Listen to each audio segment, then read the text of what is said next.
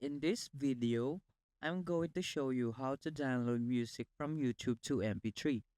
So, let's get started. First of all, you have to open YouTube in web browser. So, just search youtube.com.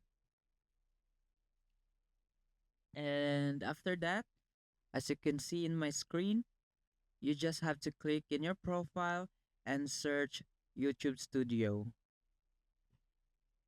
After you click YouTube Studio, you can see this screen and you just have to search audio library. So once you click that, you can see the audio library. You can play the audio and you can also add a star, and this is where you download the music. So as you can see, you can see the download button below added, and there you can download the music, and that's it.